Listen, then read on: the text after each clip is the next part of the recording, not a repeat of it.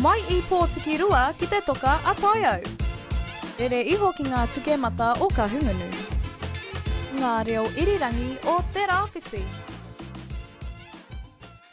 You've got to wear the finest gears when you're presenting the latest infotainment show right here on Kapu Taira, the fashionistas of all online shows, brought to you by Tūranga FM, Radio Ngāti Pro and Radio Kahunganu. Fashionista, yeah.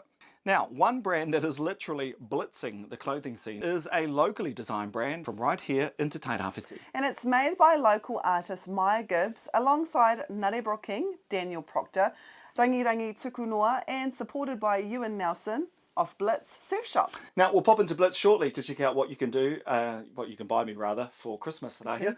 But first, let's check out what's happening news-wise. Huri I Te Tairawhiti.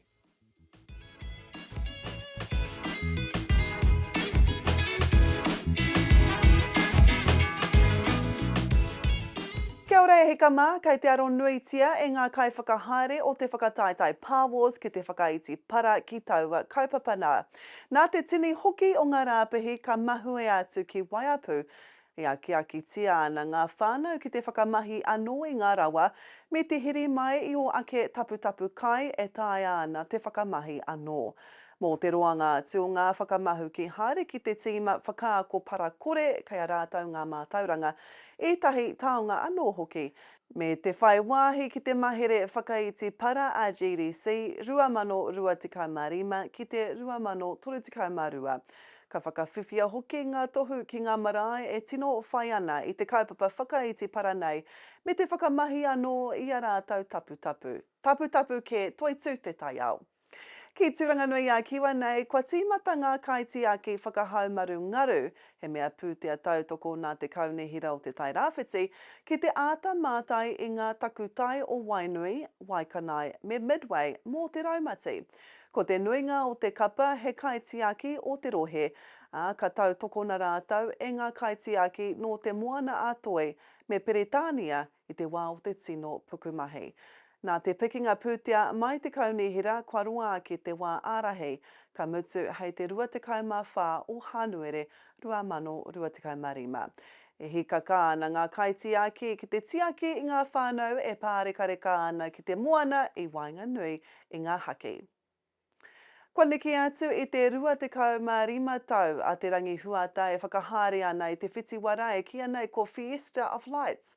A kua hoki mai anō te kaupapa I tēnei tau. E tūwhera ana I a pō mai te haurua I te waru ki te kaumatahi I te pō, ka mutu I te marama o Hānuere. Whitu tāra te utu mō ngā pakeke, he kore utu mō ngā tamariki kei raro iho I te toru tau.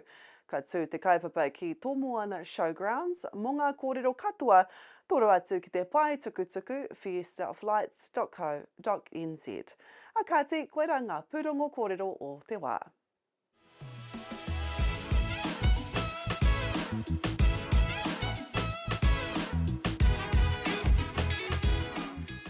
Wai-Tai, he tohu hou, he pueru hou. Ka mutu no ngā wiki tata ake nei rewa ēnei kākahu, I mua tonu I te taenga mai o te tini mano ki tūranganui a kiwa nei. Yes, that's right. On the eve of R&V, when the multitudes are due to make their way here to Tūranga, a new Māori surf label has been launched and fair to say is already making waves at our local surf store. Mātai went along to catch up with the Wai-Tai whānau. Tēnā, whakamārama hia atu ki te iwi mātakitaki. He ara te ia o tēnei kaupapa? Ko te kaupapa nei he whakatairanga I tō tātou rangatiratanga ki ngā tai au e tika ana mōna. Ka pai, nā reira, he nui ngā tohu Māori kei ngā tihāte kei ngā poraka nei. Nā wai era?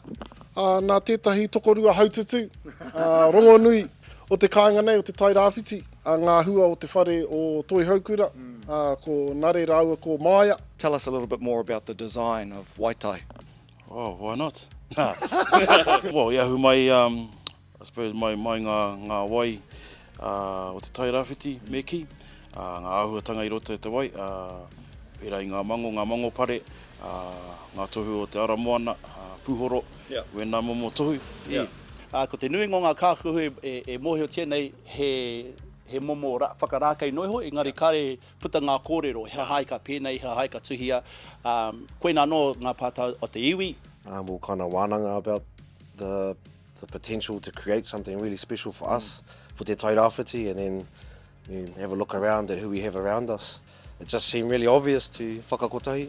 So I'm joined now by the owner-operator of Blitz Surf Shop, Ewan Nelson. Kia ora, Ewan. How important was it for you, bro, to tautoko this kaupapa? Oh, I'm just stoked to be involved with a bunch of knowledgeable, talented individuals and get this out there and get something that hopefully people are into, really. Yeah, first 2 days we kind of all of a sudden we had no stock left, so we've been on the hard pump getting some mahi done to get more stock in and keep it going. Well, so let's have a little bit of a fashion parade, eh? Let's just grab whatever we can. So we've got the tihate, standard. This is our kind of our leading logo basically, but kei reira no ngā ko te ohaki o ko ngā whakatauaki kia niwha te tapu ai, ana ko te mata te kanohi, ko tangaroa tēnei. Ano, ki te mango, the great white shark, ko ngā ika, koe nā itai o ngā tino kōrero ne. Ana ko te whānau te kai, ki te tangata, koe no ngā momo i ka katoa te moana. Nō reira, kua kōrero koe mō ngā kākahu hei tuku ki ngā wāhine me ngā tāne pehe ngā tamariki. Yeah, kei kore anō i whakaaro mātou iru mō ngā tamariki. Tāhua! Nā, koe nā te nake o mō ngā tamariki ko te mangopare, tētahi ngā tino kaitaki o Mātai te iwi Māori. Mautuihi. Kare tino gender specific. Yeah. Kei te tamaiti te rā i hi. Ko te ao hou tēnei kamutu, rua mano, rua te kaumā whā te tau. Kia niwha te tapu ai. Koe nā tētahi o mātou kiwaha. E mea ana, kia kia pūmau, kia maranga te kau ai. Ki te hohonu tō hokai te ao, ka noho hei hokai, hei whai mā o tamariki mā o uri. Nā reira, koe nā ngā whakaro. I roto i a mātou, he mea a whakapūmau. Kia toitu, tō tātou kōkiri i a tātou.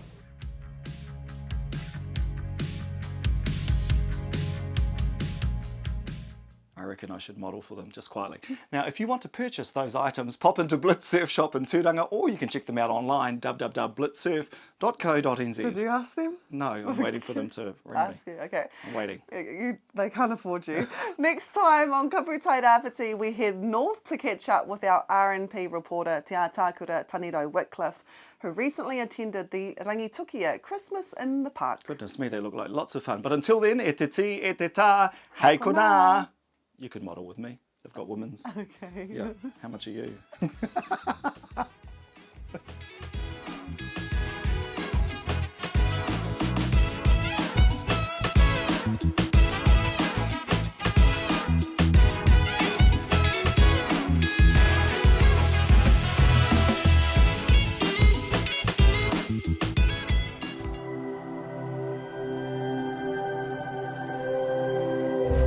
Ko te reo, te take.